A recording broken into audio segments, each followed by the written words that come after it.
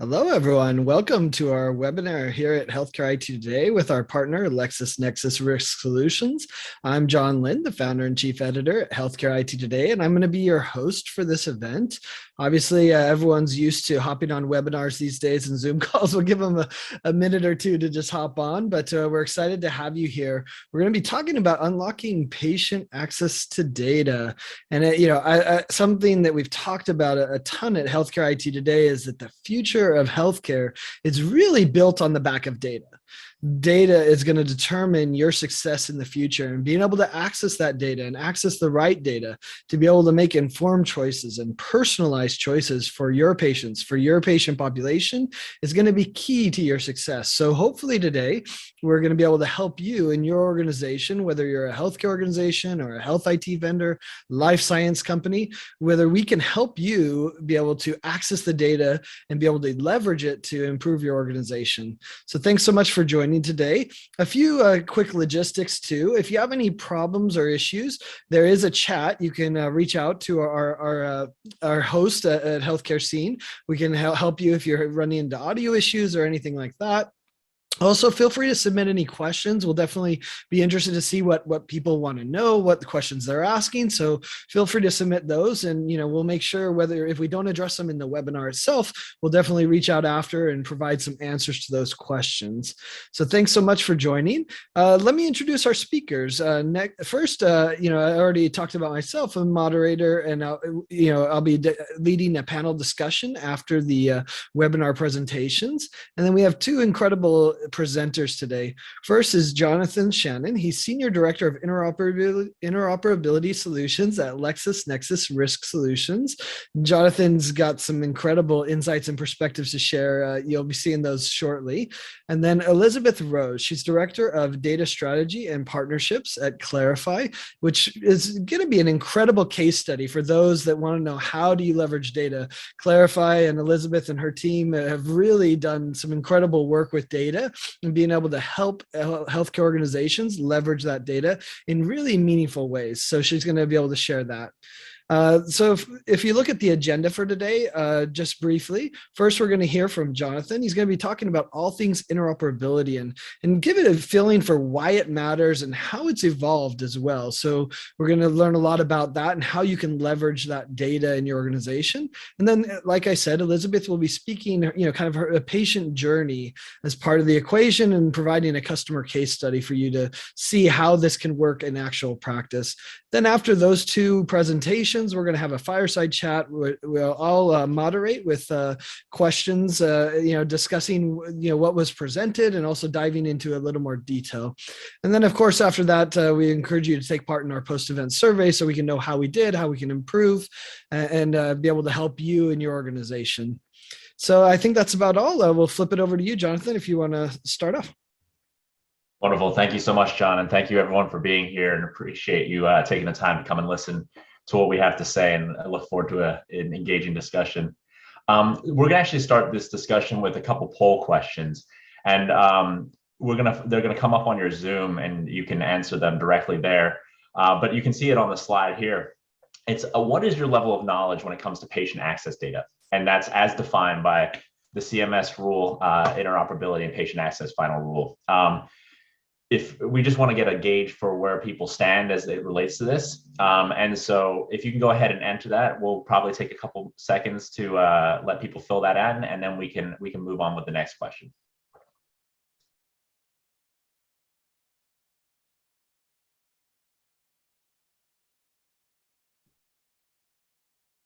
Okay, I think we can probably close that out and then see where people stand.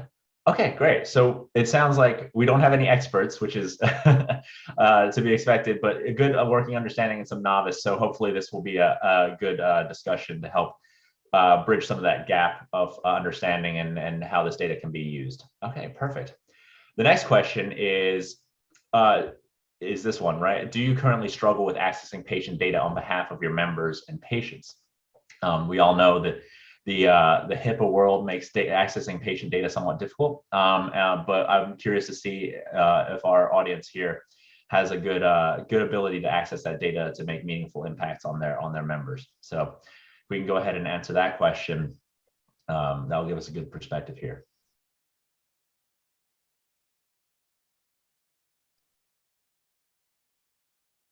Okay, I think we can probably close that one out now as well. Okay, great. Yeah, and this is kind of what we expected as well, right? It's a difficult world to navigate, and hopefully this this next session that we talk about will help you, you know, find a new path potentially to access data on behalf of your membership. So great.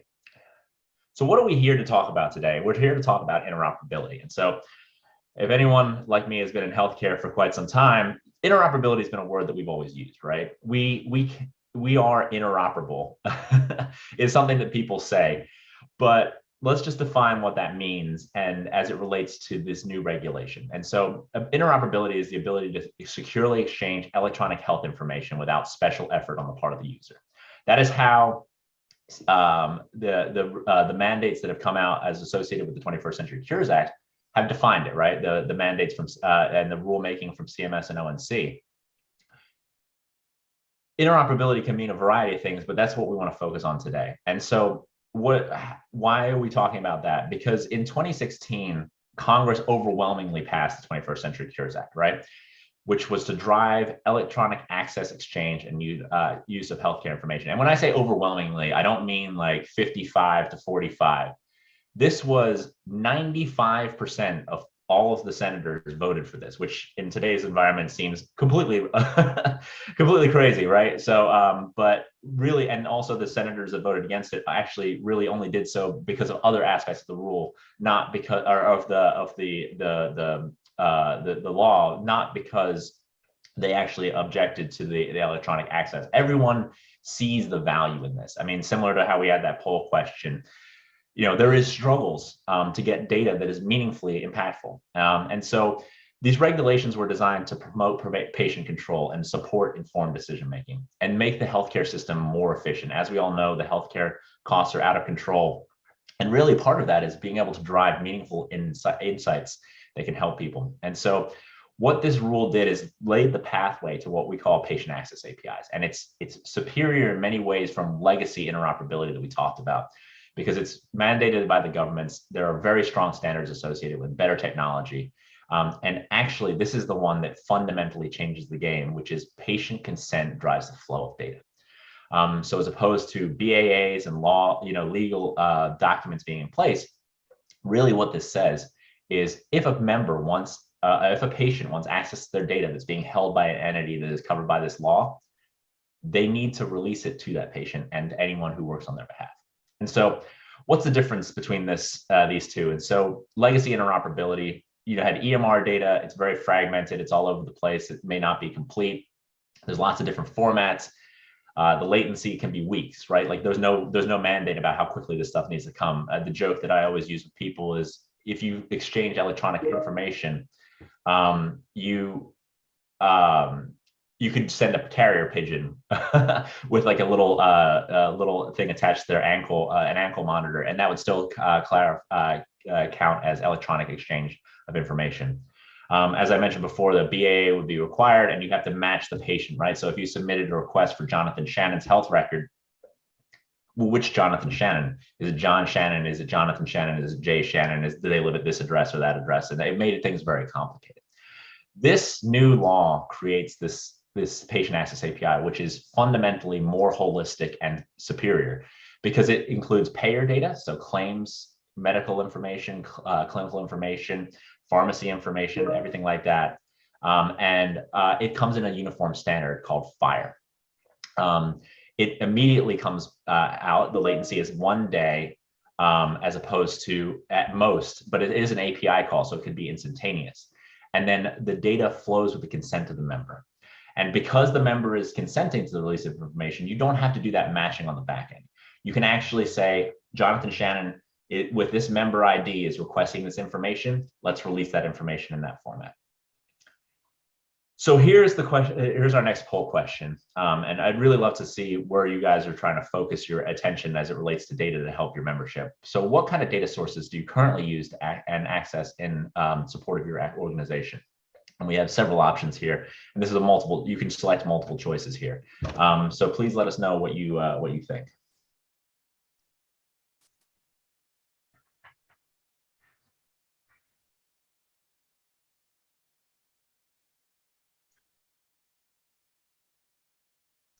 Alrighty, we can close that out.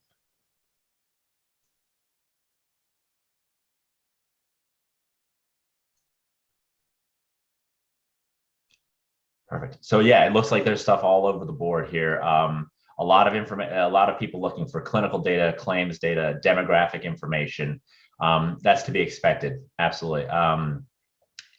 So this is great. Okay, perfect. Thank you everyone for answering. So before I jump into this is something I always have to do with myself because I do live and breathe in interoperability every day. There's a lot of terms out there that people use interchangeably, the jargon of healthcare. And these are some of the terms that you will hear as people talk about this new age of interoperability. And so one of the first ones is FHIR. So it's, as I said, pronounced FHIR. And what it really is fundamentally is this new data format. It's as defined by HL7.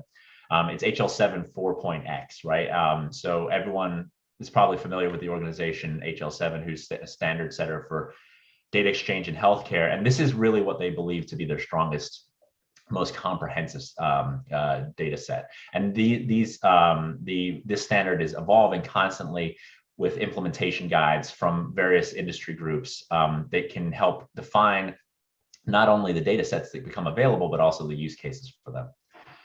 So then the next one is Smart on FHIR. Smart on FHIR is the authorization workflow. And so what it really is the method by which apps can securely launch from anywhere. And so this is the game changer, right? So how do you know that an app has the right to access this data? And that's what Smart on FHIR really allows you to do. And then Patient Access API, this is the one that I was talking about earlier, which is these APIs that are mandated to be made available. They need to be publicly facing and accessible by the public and the apps that they want to use on their behalf. Where at health plans effective in 2021 and at certified EMRs and providers by 2023, this is where the patient data can be pulled from. And then lastly is the covered membership. Now this law, though very large and overarching, does not apply to everyone. And so there's only certain active memberships that, that are required to be covered by this. And so at the health plan side, it was all government sponsored health plans. So think things like Medicare Advantage, Medicaid, CHIP, federal qualified health plans. Those were the ones that the federal government said you need to stand these up for this membership.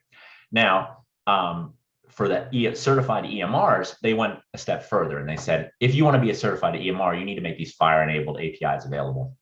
And that's going to be effective December 31st, 2022, or effectively 2023.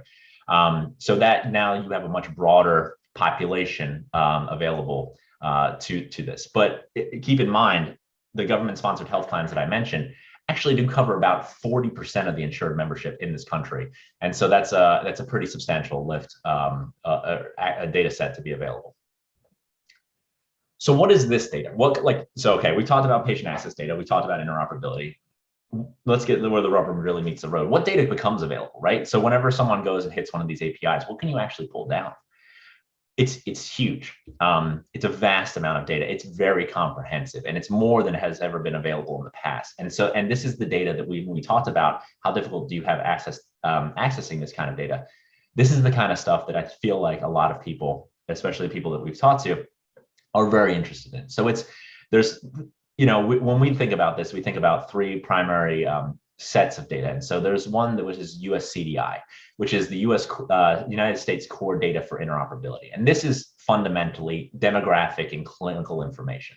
And so this is the data that needs to be available both at health plans and at the provider APIs whenever they become available. And this is, your things like your allergies, your medications, your vital signs, who's your care team? Who are you, right? What's your first name, last name, preferred languages, phone numbers, things like that. And so it's a very, very comprehensive and deep data set if you're trying to intervene in someone's care. Then the two little boxes on the bottom, Karen CPCDS is an artificially small box, right? Because it really talks about claims, resources, and explanation of benefits. If you can imagine how much claims data is housed at a health plan, this box should be probably twice the size of this slide, right? It is a huge data set around, what has been done for this patient, what has been paid, what are they eligible for? And it's data that is populated back from 2016 to yesterday. So not only does this data need to be comprehensive, it also needs to be up to date. And then the next one is the Da Vinci PDX drug formulary. And so especially for those folks who are looking into pharmaceutical benefits, this is an incredibly powerful data set as well, because it talks about your coverage plan profiles, your formulary drug profiles. If you think about the tiering of drugs, if someone's on a tier 3 drug and they should actually be on a tier 1 one, or there's drug interactions and things like that, you can really talk about that, combining that with the claims data. So, okay, great. What does this mean from a practical perspective? Well, this is a great rule, as you can probably tell by my enthusiasm in talking about it, but it's not as easy as a lot of people originally thought when they wrote this rule, right? So whenever you think about connecting to one patient access API, it's actually very easy. But whenever you start adding layers of complexity and doing multiple patient access APIs, it becomes incredibly difficult, right? Because you run into this multi-to-multi problem. And even though there's a strong standard in FHIR, there is inherent variability in the data. And so this requires some level of, clearinghouse entity or middleware in the middle, which LexisNexis kind of offers around this ability to connect to these various APIs on the right at the plans and the providers, and provide this out to the entities on the left. So what can you do with this data? Well, we talked about a couple of use cases, and these are just thought starters as you think about this data with your organization. We believe the use cases are countless, but really some of the big ones are member onboarding. So you get this clinical and demographic insight into new members at the point of enrollment, right? You can think how powerful that is. So you get 6 years of claims history on this person before they come onto your platform. So if you're fundamentally trying to change someone's outcomes, understanding their clinical journey and their path through the ecosystem is going to be very, very fundamental. And if you can imagine that now you don't need to wait 6, 12 months to understand how they're interacting with the system, you can actually see what they've done in the past. The beautiful thing about this being an API technology is actually you can use it going forward as well. So you can continually ping the patient access API. So if you're a digital health company looking to monitor someone's outcomes based on your interventions, if you hit the API every day, you can see if they've had an acute event. You can see if they've had a claim for an ER visit. You can see if they've been filling their scripts and things of that nature. The explanation of benefits is also huge. You can develop perspectives on what their care preferences are relative to their benefits and what their covered services are. And you can intervene in a way that is covered by their insurance and make it less abrasive, to make sure that they can get things that they're eligible for that will help their outcomes. And then pre-fill. This one sounds very simplistic, but actually I think it's huge, which is you can import all this historical data. And especially when you're dealing with populations such as Medicare Advantage and Medicaid, can you imagine how much more powerful it would be to say, click this button and we'll import your claims history and your clinical history, and then you validate input. That output, as opposed to having to input 10 pages of your healthcare history. Like imagine someone who's 80 years old on Medicare that says, oh, I can't remember all the drugs I'm on. They click the button, you import their claims history, and you can see all the medications and the dosages they're on. And you can say, oh, well, are these still the medications you're on? And they can say yes or no, versus having to remember all of them. So with that, I've talked a lot about the value of identifiable data, but there's still some challenges around data that's still siloed and locked away, right? And it's still governed by HIPAA. There's still data sets out there that are not available. So, I mean, some entities that are not covered by this mandate. And so like pharmacies and PBMs and some of the commercial insurance company lines of business. But there's a potential possibility to leverage this data, and I think this leads directly into the part that Elizabeth is going to talk about, where you can actually transform identifiable data into a token and create a de-identified data set. And so what you can do is you can tokenize this data, and tokenize basically means anonymized, but it's not anonymized in the way that you don't know that this individual has certain traits. You just don't know who the individual is. And what it does is creates this kind of longitudinal data set where instead of you say Jonathan Shannon, it's patient A, but you can see all of the interactions they've had in the healthcare ecosystem. And you can see, and you remove all the PHI, but you can still draw analytics on it. And so tokens are incredibly powerful tools as we think about as we create population-based analytics. Now, the problem is that there's these things that we call first generation tokens, and they're really, they were a very good tool at first, but they rely heavily on algorithms. And so if you had Jonathan Shannon and John Shannon at two different points in my life, living at two different addresses, they may not necessarily reconcile. And you could create two tokens off of the same person, and you would actually have a disparate data set. And one of the things that we at LexisNexis have invested in heavily and are bringing to market is this idea of a smart token, which leverages our referential data layer.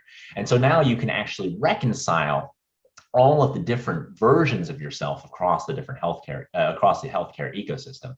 And we can create the most comprehensive and most true picture of what a healthcare entity can do, what an individual interacting with the healthcare ecosystem is.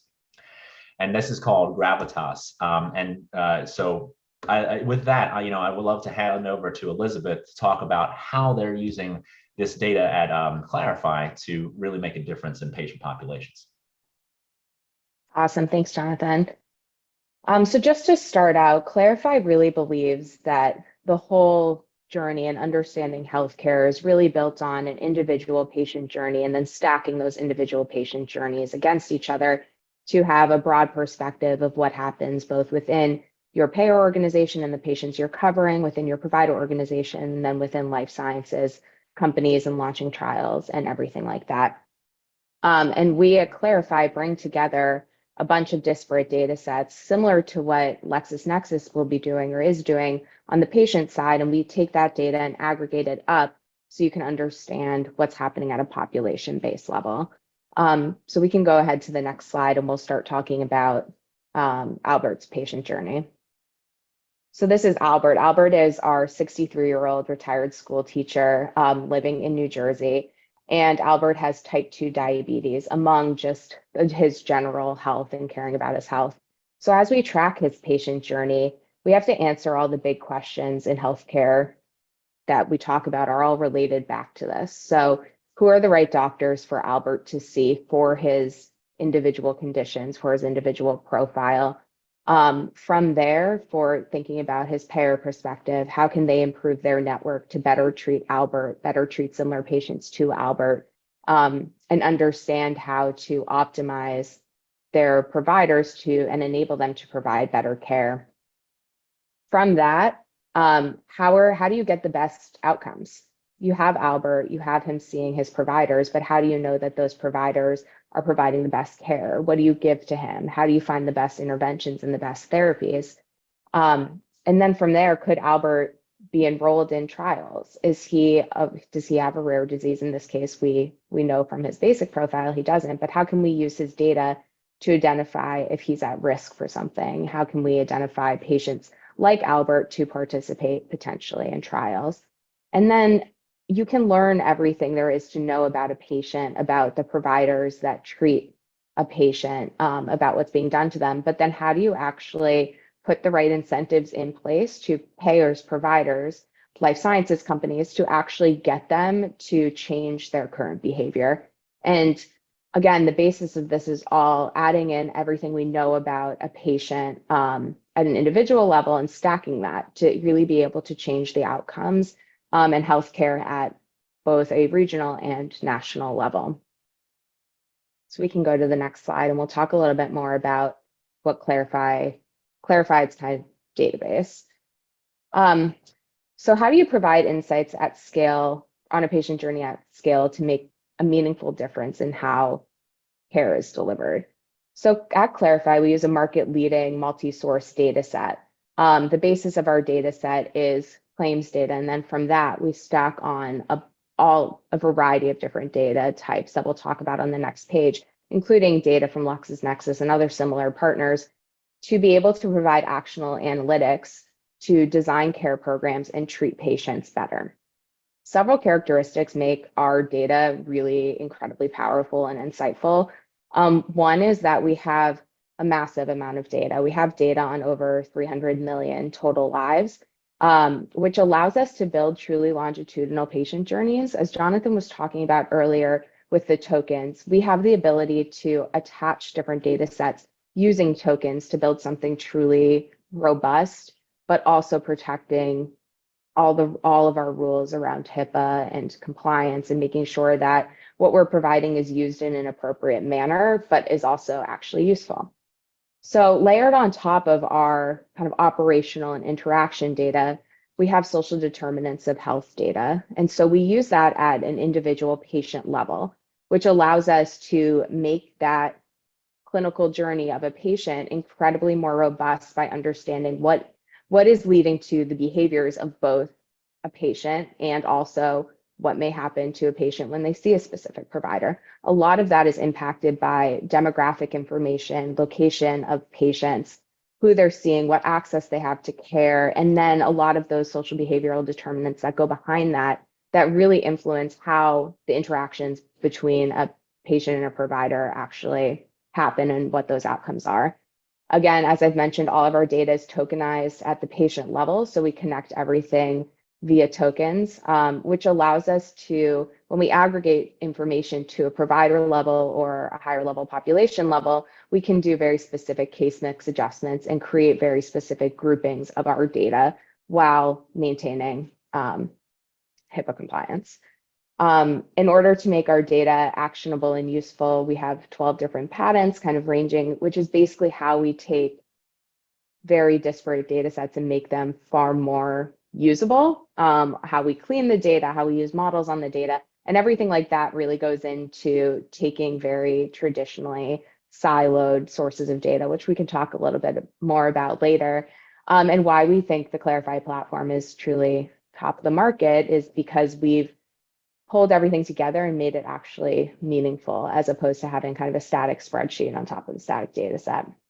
And then everything is linked and refreshes are automatic, which really reduces that time that it traditionally took for claims data or other healthcare data sources to be used by an analytics organization or a consulting firm or someone else to be able to use that data. We've really shortened that time between when something happens to a patient to when we get the information and can provide that back to a customer.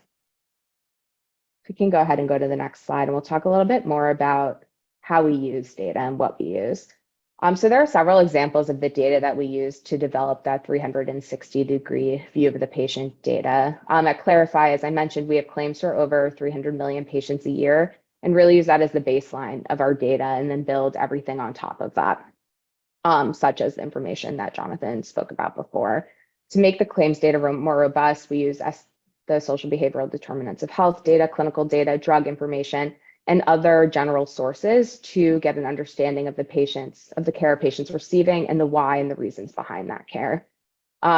Using interoperable data sources such as LexisNexis's offerings, and the tokens allows us to connect the traditional data sets all back together.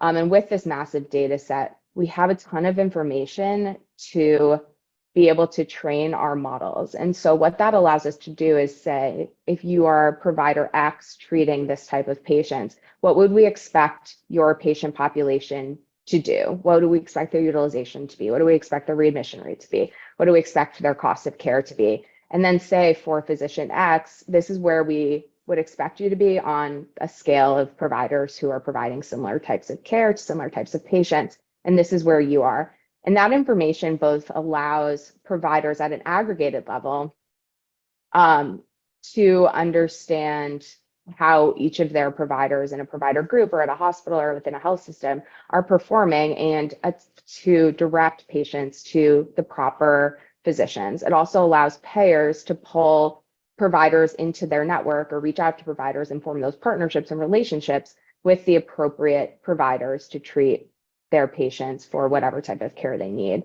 And within our models and having all this information, we are able to control for things that traditionally have caused distrust between payers and other companies and providers, such as case mix index, social behavioral determinants of health, and things like that, to really say, to pull it down to the care that they're providing and pull out or account for all other factors that kind of impact care and truly get to the meat of it. So we can go to ahead to the next slide, and we'll talk a little bit about how we structure our intelligence. So we have all of this data, but really what's meaningful is what you build on top of that data. And so we can take all of our data and anything that we pull together, we attach it together, but then we have a custom grouper that we use to create our grouping analysis, which is super flexible and uses our AI and ML models to improve our grouping methodology as we go along.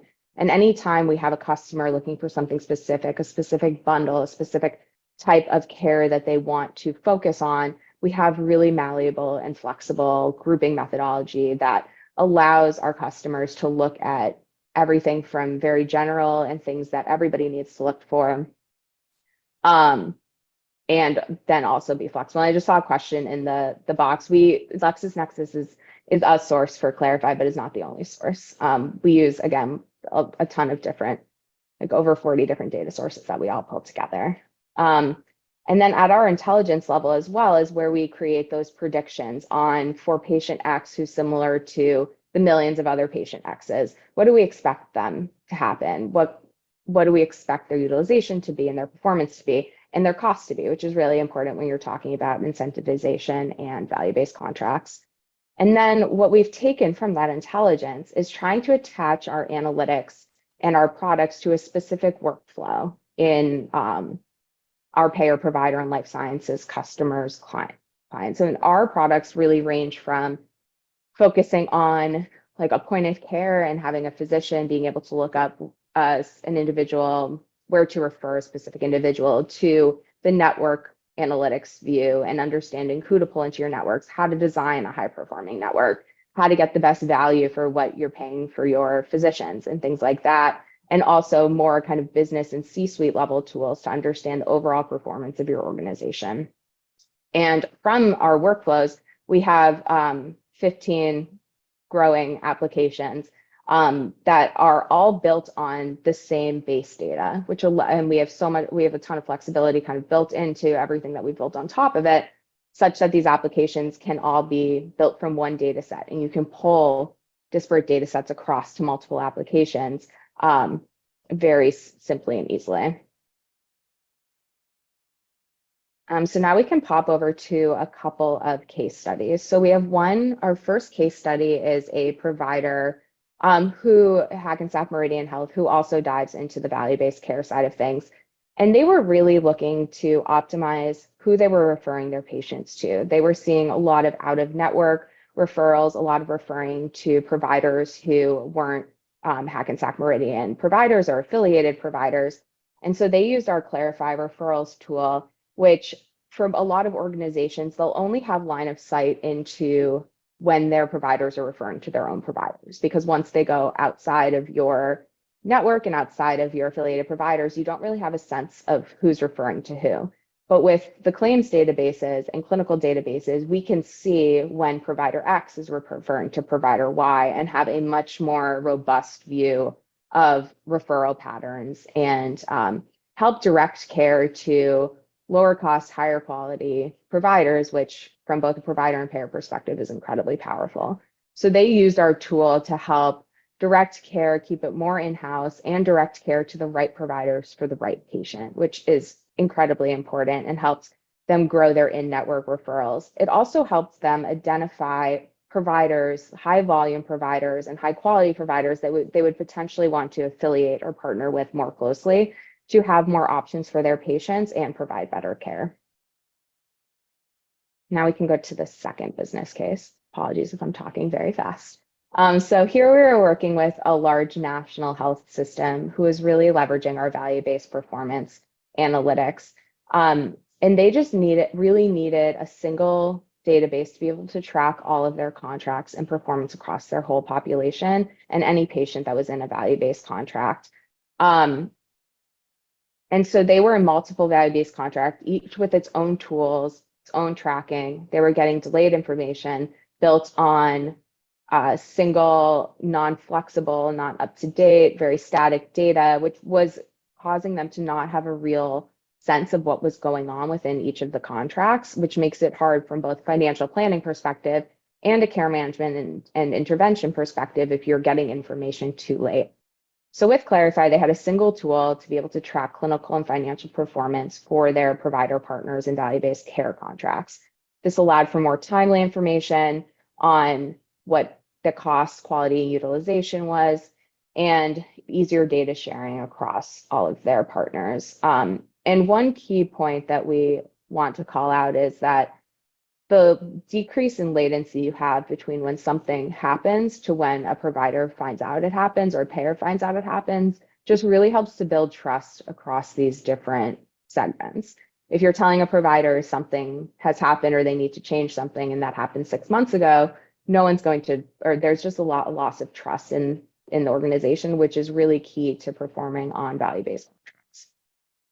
With our tools, they were able to save about $70 million a year through their contracting. And again, it helped them build that trust and increase willingness to have providers participate in riskier or more substantial value-based contracts. Thanks, Elizabeth. Thanks, Jonathan. That was awesome. To me, the thing that strikes me is multiple layers. One is the volume of data we have available to us.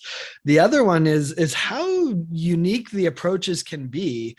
Jonathan talked about coming in at an individual level and kind of the patient right of access to the data. And then Elizabeth, you took it to that other level of more of the population. I think it's fascinating how we're seeing all of the interoperability evolving. Jonathan, maybe you could start with that. You talk about new versus old interoperability, or some people call legacy, next generation. Expand on that a bit more. Like, what is truly new? Because a lot of it sounds and feels the same.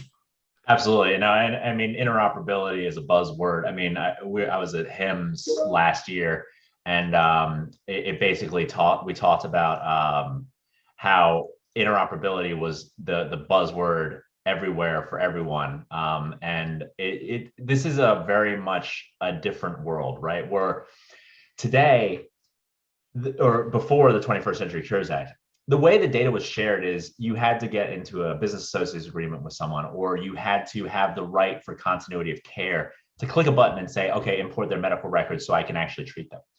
This flips this on this head completely. So consumerism in healthcare is not a thing, right? It hasn't been a thing in the past. I mean, no ifs, ands, or buts about it. People talk about, we're going to make this a consumer-driven healthcare system.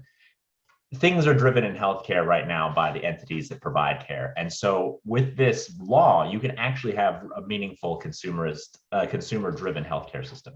People can have their data follow them. They can say, I currently have my health insurance provided by Aetna and my primary care providers at Mayo Clinic. That data is now siloed and held there. But if I want to go to a new insurance company next year and I want to go to a new provider, I can actually have someone pull that data on my behalf and share it with my new entity. So I don't have to go through filling out all these forms and filling out, remembering what procedures I've had and what my out-of-pocket expenses were and everything like that. This allows for people to use their login credentials, as simple as their login credentials on a page and portal, and click a button and say, I authorize to share with whatever entity is going to support me in my healthcare journey. And they can pull that data in a comprehensive fashion. Not the piecemeal version that it was before, where people would print out 500 pages of your medical record and hope you can ingest it. It's strong standard, it's machine readable, API driven. You can call it as many times as you want. This actually lays the groundwork for fundamental consumerism in healthcare. It's going to require the patient to have access to each of those logins, though, right? I mean, the patient has to enable a provider to be able to access that data, right? Exactly. Yeah. And so that's one of the struggles with this law is they are aired, and CMS tends to be open choice and responsibility of the patient. Yep. But this does put a lot of onus on the individual to share and to know where their data is housed. So if I don't know my insurance company, I can't get my data. If I don't know my provider, I can't get my insurance company. Luckily, that's not usually the case, right? Like you usually have a card or, things like that, or you can even reset your password. Yeah, I was going to say the bigger problem is the password, but we all learn to reset quickly. Exactly. I mean, this will be a gradual process. Like, I just want to make it completely clear that tomorrow we're not going to have a huge, like, to a completely interoperable world where 100% of Medicare Advantage patients are going to go download their data and send it to, whomever is supporting their care. It's not going to happen, right? But this is a very similar trajectory to what you saw in financial institutions and banking, right? You used to go to a broker, sit in their office and be like, I want to make a bunch of trades. Now everyone makes like, hundreds of dollars or thousands of dollars of trades on their phone. We're getting there. That's where this technology is going to make this possible, where now you have the control, you can take ownership. It's just going to take a little bit of a journey, but the foundation has been set.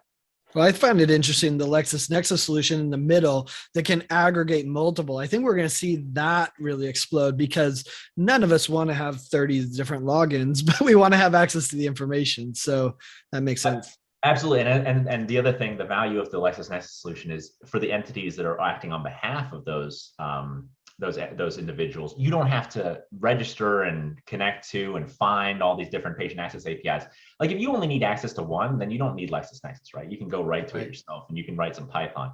If you want access to 30 health plans and hundreds of providers, maintaining and building those is not easy. It's very similar to the clearinghouse situation that happened, in the 90s, where electronic information exchange is great, but getting it from a bunch of sources and sending it to a bunch of sources actually becomes very, very painful, very, very quickly. And unless you're a dedicated data ingester and aggregator like we are, it's not part of your core business, and you probably don't want to do it. Yeah.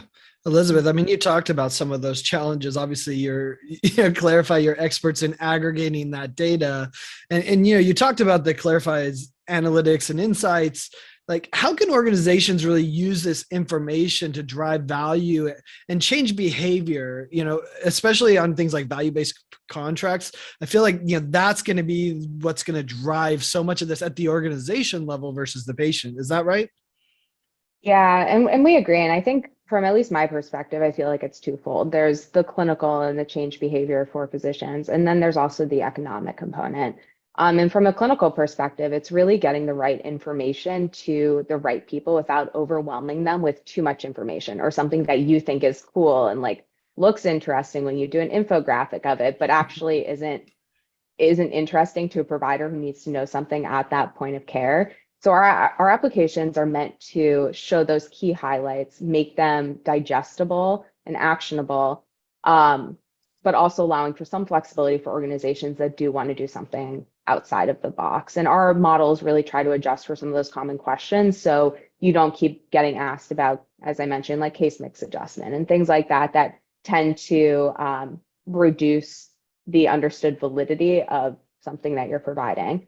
And then from an analytics perspective, we're really starting to make some more moves into this space with our recent acquisition of Embedded, which really helps leverage some of the behavioral economics to incentivize and change behavior in provider organizations. So we want to reduce that burden of manually tracking performance on value-based contracts, which has traditionally, we've been doing this for like 14, 15 years at this point, and we're still tracking value-based contracts in these static spreadsheets, because everything in healthcare is what it is. And so we're really trying to make that difference. And we want to help design those contracts so they're in a smart way to encourage people to be able to do what they're supposed to, and help the physicians get paid faster. And so we're using some of the kind of micro incentives and those payments to help get providers to change their behavior and design their care and treat patients in a more value-based way.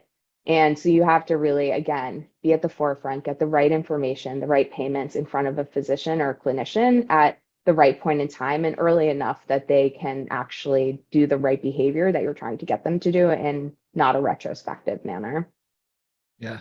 Can I just piggyback on that? I mean, I just want to say, I think Elizabeth's spot on, right? I mean, the problem in healthcare has never been lack of data. Like, we have so much of it, it's everywhere. Every interaction generates like lines and lines of data, but being able to provide meaningful data in a meaningful amount of time in real time is fundamental.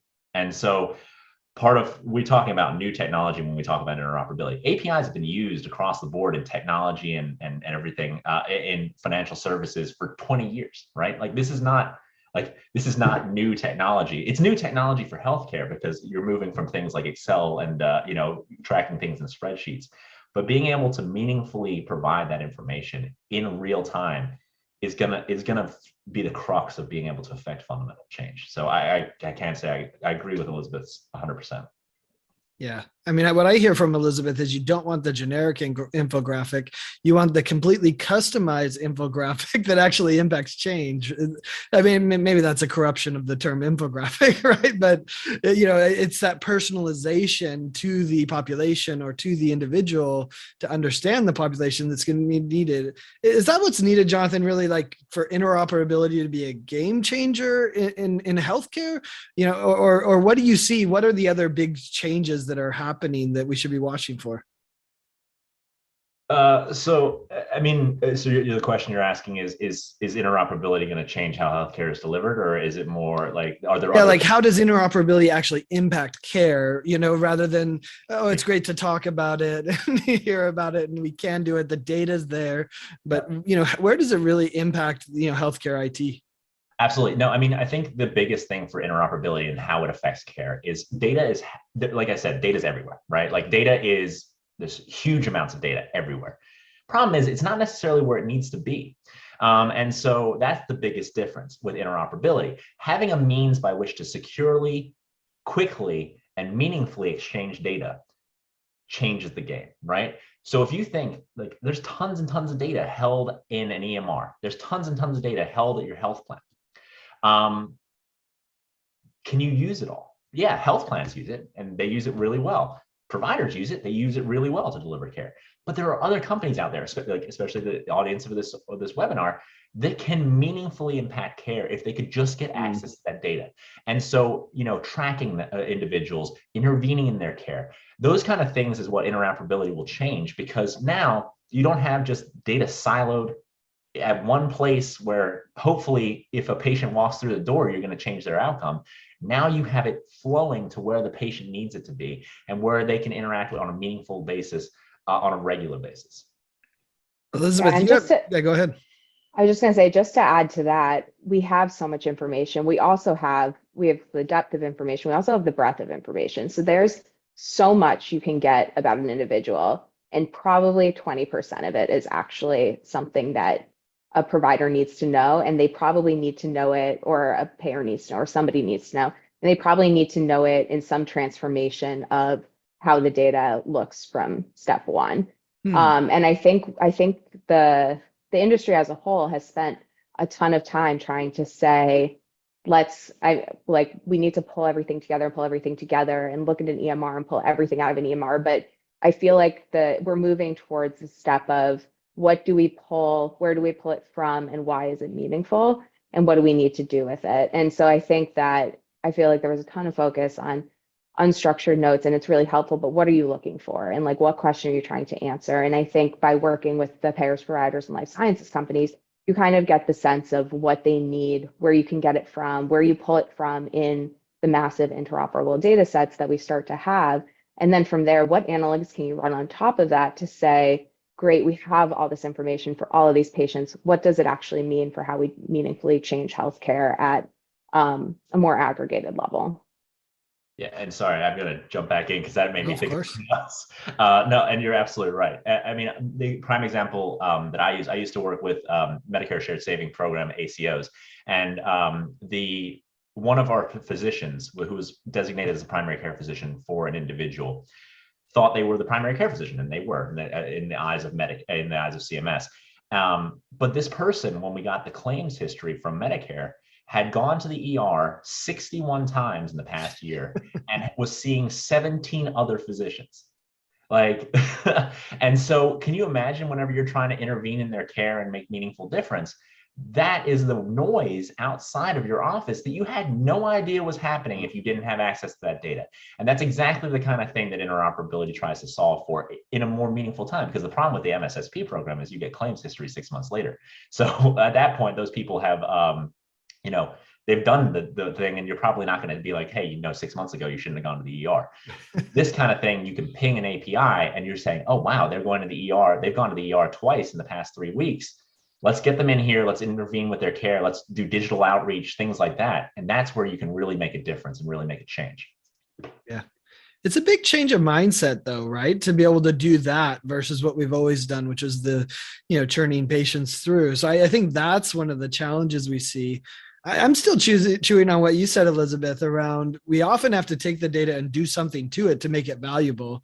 I think that was kind of the element. Is that part of what you see is the key to interoperability? It's not just access to the data, it's what you do with it next. Is it, cross-sourcing data across multiple data sets? Is that where the biggest value is? Or, what did you mean by transform? I think that was interesting. Yeah, I think it's cross-sourcing the data. And then I think it's adding the level of this is what's happened to a patient, but why? And so if we're looking at something like, we talk a lot about SDoH data, and it's also, it's baseline demographics. It's where is this person? How, for an example, for an ED, do they live directly next to an ED? Is that why this is happening? Do they not have access to primary care? Is it an access issue? Are there things like that so you can have all of the data, but you really need that layer of the so what and the why to make it, to bring more color to it and paint that really complete patient journey. And then also from an analytics perspective, if you're talking about value-based contracts, we're never going to see an organization jump headfirst into something where they have no idea what the financial impact is going to be. So we need to be able to say, this is your population today. If you shift this set of patients into a value-based contract, what do we expect based on their historical spend, their historical performance, and performance of similar cohorts of patients? So you can say, okay, we can plan for this. We know how to handle this from a financial perspective, and we're willing and ready to jump into it. Because I think that's been a big barrier, but that requires those predictive analytics and that understanding of historical utilization, historical performance, being able to say, this is patient X who looks like patient Y, this is what's happened to them in a way that's statistically significant. Yeah, that's great. So, Jonathan, we could talk about a lot of use cases. We've kind of mentioned a few over this whole webinar, right? Member onboarding, patient tracking, explanation of benefits, et cetera. There's a lot of different ways interoperability can be used. Could you give us an idea and give the audience an idea, like what does one of these use cases kind of look like? And what would it look like for a healthcare organization? Someone in the chat even asked, is LexisNexis a patient solution or organization solution? So give us a feel like how should a healthcare organization be thinking through this and how can LexisNexis help or, people that are trying to get access to this data? Yeah, absolutely. So LexisNexis, to answer the second question first, LexisNexis is a business-to-business business, right? So we don't interact directly with members or patients or anything like that. So our solution helps support companies and businesses and platforms that want to interact directly with an individual and a member. So like health plans, digital health companies, things like that. The way this would work is there's a lot of connections and insights, as Elizabeth mentioned, that need to be derived to make a meaningful difference. And so the data needs to flow in a meaningful way. And so if you were to be a digital health company, and I use a wellness app, right? So a wellness app wants to move from, hey, I'm tracking your 10,000 steps a day to I actually meaningfully want to understand your healthcare situation. And engage you as a member, as an individual who's on our platform, right? And so they could use our solution to figure out, they would engage with their membership and figure out where their data resides today, right? So the example, let's say they have a Cigna as their health plan, and they have Emory Health in Atlanta for their primary care physician. They would work with LexisNexis they would work with that individual to say, do we have consent to collect your data and derive meaningful insights so we can help you on your wellness journey? If the member agrees to those terms and conditions, that company then could start to work with us to get access to those APIs. And so what we would do is we'd help direct them towards those APIs, help them facilitate the data exchange. Now that member would need to go to those individual entities and type in their login credentials, and there will be a big pop-up just to tell them that individual is, hey, you're sharing very sensitive data with this wellness app. Are you okay with that? And the answer hopefully will be yes, because they understand the transparency through the terms and conditions. and they'll click a button and it will generate something called an access token. And that access token is the secure means by which that API knows this individual actually authorized the release of their information. That information, that token will flow through the ecosystem, through us, and go to the API, and then we will pull that data through our platform, normalize it and standardize it so that you don't have that inherent variability between entities.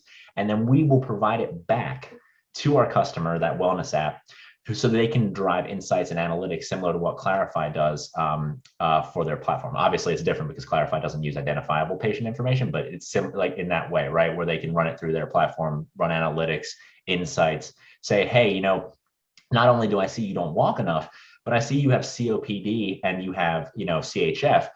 Maybe we should help connect you with, a pulmonologist and a cardiologist in your area, get you on a healthy diet, those kind of things, so we can actually fundamentally improve your outcomes and so you don't have acute events. That's interesting.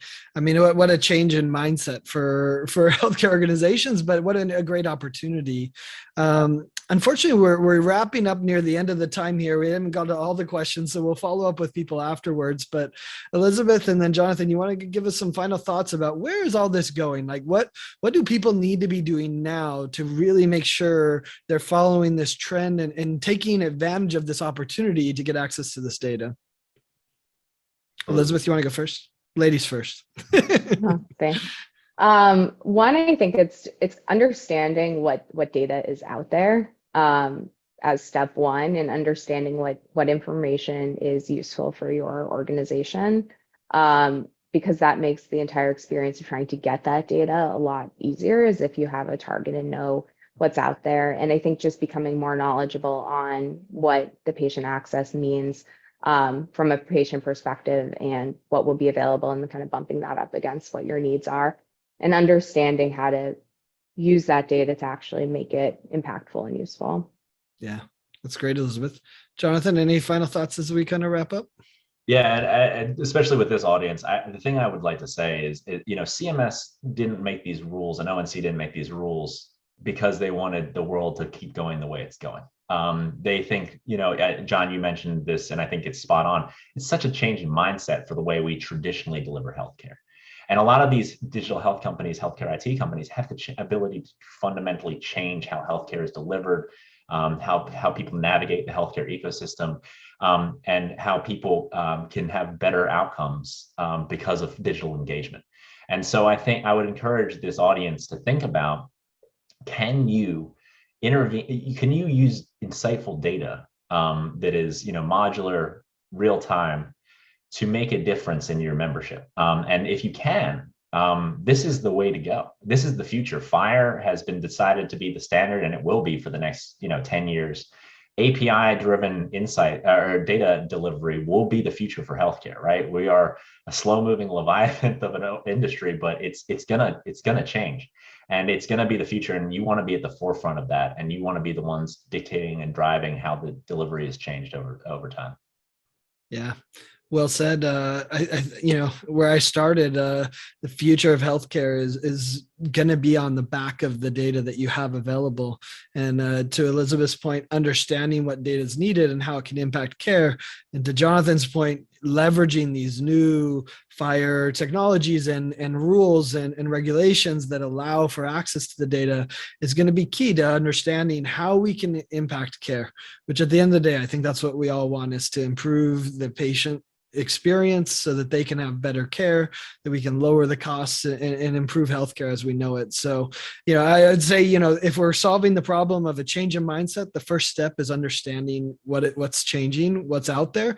And I think both of you did a great job in sharing those insights and perspectives, giving us a new view into what's happening and what could be possible, what data sources are out there. So thanks so much for taking all this time to share. And thanks everyone for watching this webinar.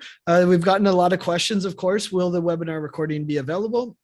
We'll send out an email with to everyone that's registered for the webinar to a recording to be able to watch it, the replay, and be able to understand it, consume it with calm, or even reference some of the comments that were made in case you missed it in passing. So we will send that out. But thanks so much to LexisNexis and to Clarify for sharing these insights and perspectives. And thanks everyone. Have a great day. Thank you so much for having us. Thank you. Bye-bye.